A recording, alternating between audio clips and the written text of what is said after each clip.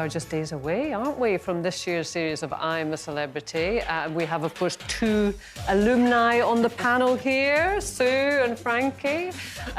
So, advice to this year's campmates. Of course, we've got Kelly's on it, Kelly Brook, and loose man Martin Kemp. What would you say, Sue? I'd say that you've got to be able to deal with doing nothing for 23 hours a day. Because you literally, I mean, you only ever see the 20 minutes edited version of a 24-hour period. Oh, there's you and Charlie, if you aren't... Oh, look at... And if you aren't doing a trial, you are in the camp doing nothing, because you're not allowed, there's no pencils, there's no books, there's nothing. You are literally just swinging on a hammock, kicking a stick. I mean, I made a pair of shoes out of some twigs. Yeah. They weren't very successful. They didn't show that on the telly. But, yeah, I think the boredom is the biggest thing. You are going to be starving. You literally are starving. It is like 2 tablespoons of rice and 2 tablespoons of beans, and then anything you win. Rice. Oh, my God, I've never touched that since. I've never eaten it since. There's no salt. And I would say you do have to be quite strong. I mean, I think I'd watched it for years, and I always thought, oh, yeah, but when the camera's not rolling, there'll be a cup of tea and cakes around the corner. There isn't. There is nothing. It is very, very tough. There are spiders on your bed. That somebody does come in and grapple a snake and put it in a bag and take it away in the middle of the night. Right. And if you... If you have any issue, you've got to be strong. Yeah. And I think you really have to be strong. You're saying lots of time. Frankie, I don't know how you are about this. You know, for me, when I've got lots of time on my hands, my head goes to places that my head probably shouldn't go. Is that a potential danger?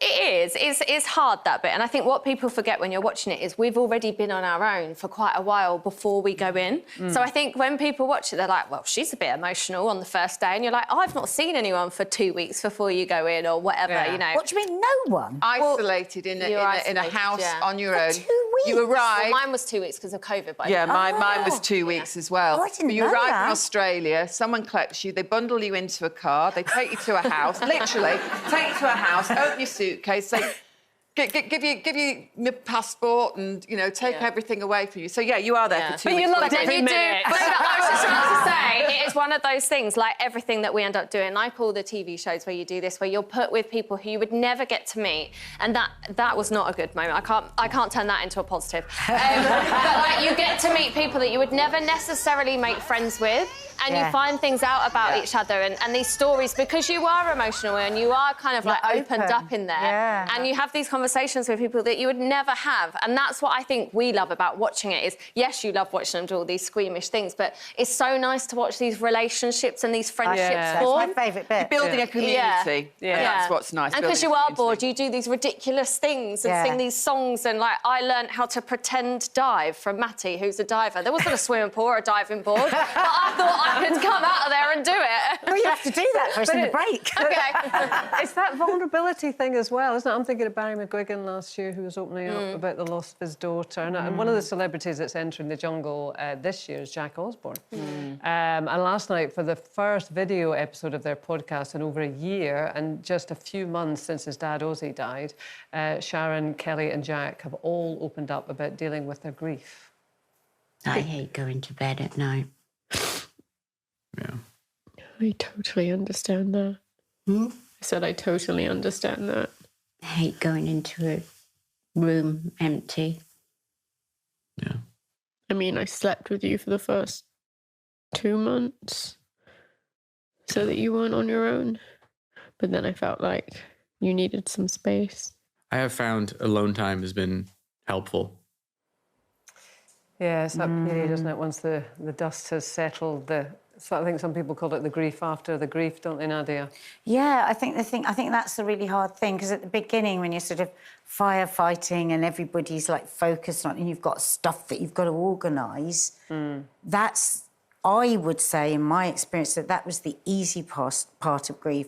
It's the day-to-day-to-dayness, when everyone's sort of gone back to life and everything, their lives, and everything's supposed to just be normal, and people are now wanting you just to sort of quieten down and feel better, because it's uncomfortable for a lot of people when they have to deal with other people's grief. They don't... And I know that when I had a really terrible loss, and people would avoid me, and I'd see them coming down the corridor, and they would open the door and just dive into the door. Not because they were mean, but they just didn't know. They just didn't know how to talk to me about it. So I think the day-to-dayness of it becomes very difficult. You know, the night after night of thinking you're going to sleep alone. It's just my heart breaks. I think because they come from that sort of family. So many families don't talk in depth, do they, about what's going on? And I think that that's a great thing.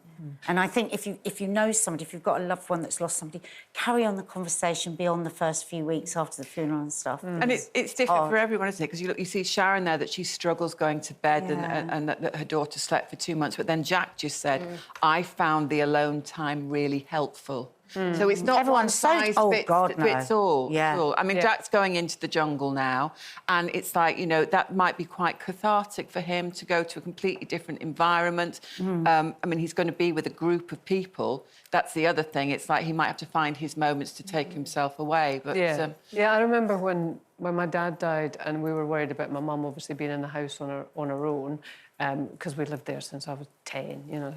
And she said, no, this is where I want to be.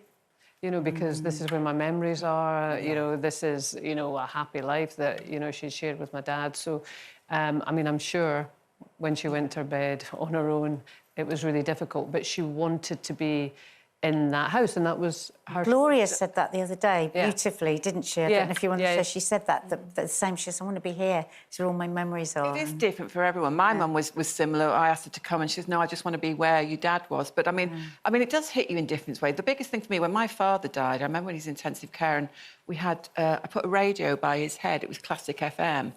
And when he died, it was 2 years before I could listen to any music whatsoever. I couldn't listen to any music, especially classical. If I heard it, it would be like, no, I can't have it in the house. There was no music in the house for 2 years. It's funny, isn't it, how we want to avoid that pain, because actually, where does it go? It's like the feelings are coming up, aren't they? And we just go, no. So more and more now, I just try and go with feelings, but in the old days, I would just drink any feelings that came up. And it's very uncomfortable. I did. I just drank them away, and actually, they come back at some point. You know, you have to. The hard work of grief. Yeah, it's graft. Yeah. And of course, if it's, you know, it can sometimes be it starts beforehand if somebody has a sort of progressive illness, and Mark's going through that moment with his mum. It's really hard because you're kind of like you're ahead of the. You sort of caught between this like grief and non-grief, and then the guilt of the grief because you know somebody is.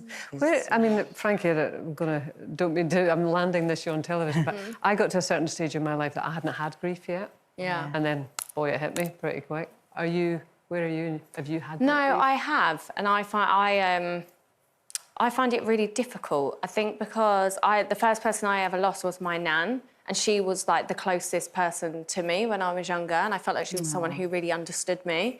But at the time that I lost her, I was really busy in the Saturdays. I had a lot going on myself, and I don't think I ever really fully, properly had the time to grieve her. Yeah. And I found that that's had to be something that I've done older. And it's hard. It's really confusing to grieve someone so much further on. Yeah. But I actually think a lot of people do that. I think you say, like, at the time, you put it on reserve, you push it down. Yeah, but it comes up at some point. And I still find that I've lost someone else more recently, and I actually find grief really confusing. I think that's probably more common than we think. I think we don't know how we're supposed to grieve. Yeah. I think we're told you're supposed to cry, you're supposed to be angry, you're supposed to do that. But I think everyone feels differently at different parts in their life, and I think sometimes we question how we're supposed to react. Yeah. And actually, you just have to go with it. Absolutely. Yeah. And I remember you said that a lot, Nadia, that there is no way. There is no one way. It is just however... We just grow around grief, don't we? It doesn't go, we grow around it. Yeah. Still to come, the trailer for the Hotly and